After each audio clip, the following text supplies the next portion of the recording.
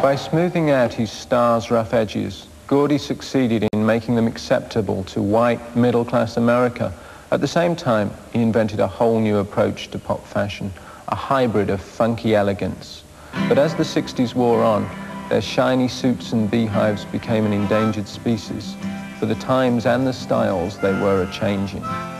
The tattered jeans and work clothes of folk troubadours like Bob Dylan, Joan Baez, and Donovan helped to portray these middle-class boys and girls as working-class heroes. Folk period was important to me because it showed a marriage of political identity, of thought consciousness, and music. You know, it was as a child coming to that, I realized music doesn't have to be entirely frivolous. It doesn't have to be just for dancing. It doesn't have to be just for listening.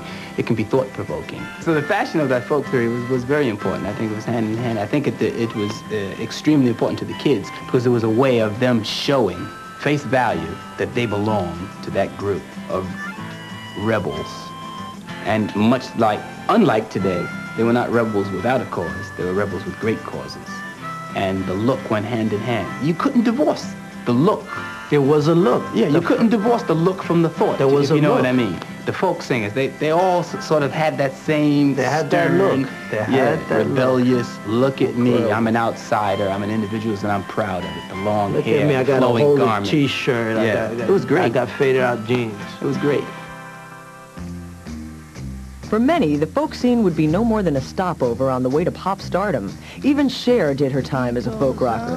Whether as a Vegas headliner or pop chanteuse, the unsinkable Cher has proved herself a woman for all pop seasons, a certified culture chameleon with a genius for launching fashion crazes.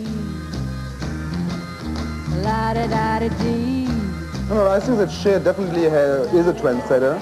A lot of people she's the first one who started to show many years ago flash her belly button, and even more so. And girls across the country wanted to look like her. She definitely had a statement with makeup.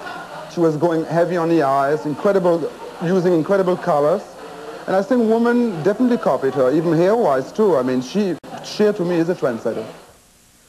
With the British invasion, the sphere of pop influence has shifted from the United States to Great Britain. United States of America was the leader for everything in England. You know, we used to look to the States for everything, for our fashions and for our music. And then all of a sudden, you know, England's fashions and England's sort of directions all sort of started to close in, so that the kids in England were thinking for themselves, you know. They were beginning to sort of build up their own ideas about fashion and build up their own ideas about music. And instead of copying and doing everything from the States.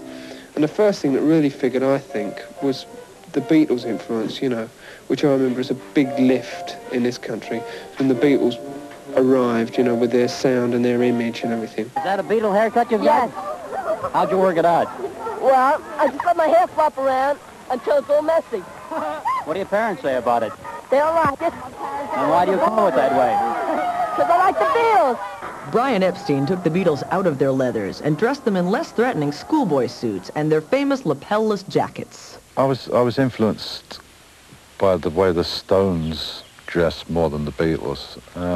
We bought the usual Beatle jackets and the round collars, but that was kind of their style. With the Stones, with the leather waistcoats and trousers, that kind of period, I think I preferred the way they dressed than the way the Beatles dressed. The Beatles always looked too tidy. For a time, even the Stones traded their scruffy jeans and turtlenecks for Carnaby Street gear at the height of Beatlemania.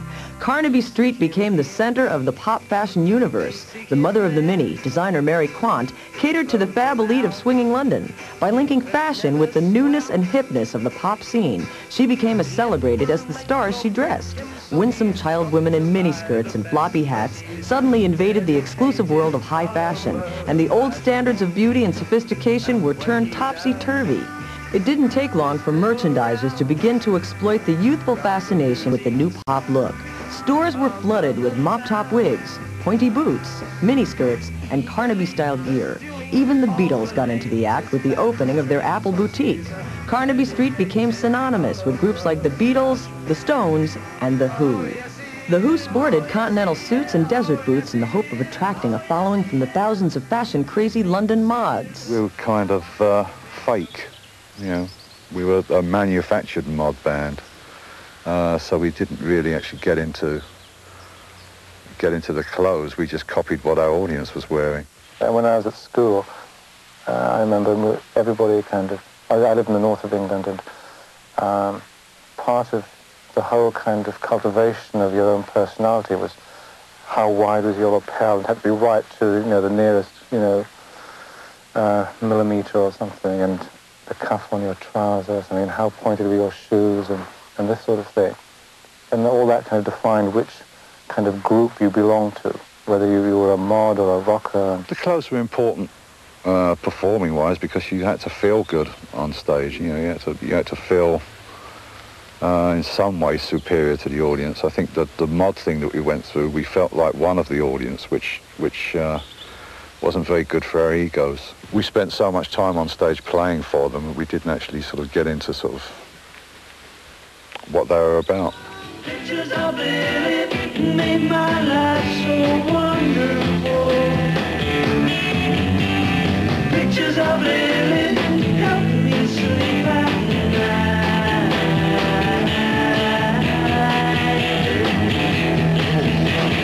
Pictures of Lily solved my childhood problem.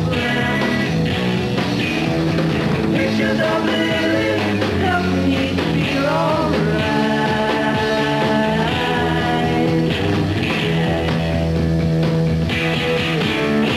Pictures of Lily, Lily, oh Lily, Lily, oh Lily, pictures of Lily.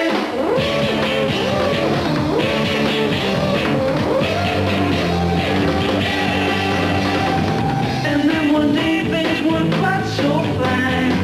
I fell in love with Lily. I asked my dad when Lily I could find. He said, son, now don't be silly. She could dress at 9 and 29.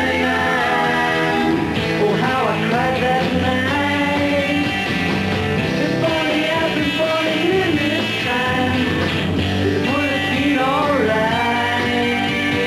Pictures of Lily made my life so wonderful. Pictures of Lily help me sleep at night.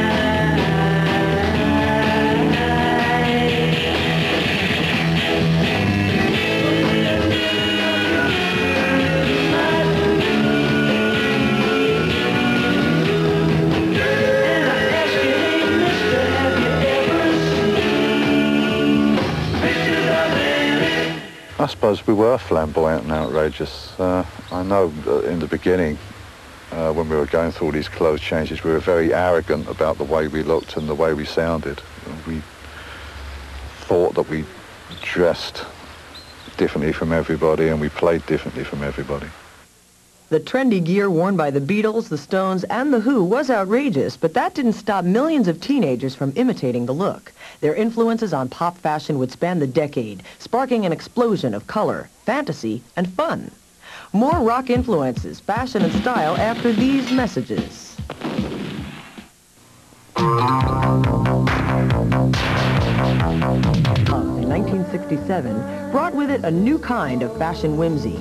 Costume ball chic was contrived by the street people of San Francisco's Haight Ashbury district from the odds and ends they unearthed at second-hand stores. The fashions were reflected by the musical likes of Janis Joplin, Jefferson Airplane, Grateful Dead, and Jimi Hendrix.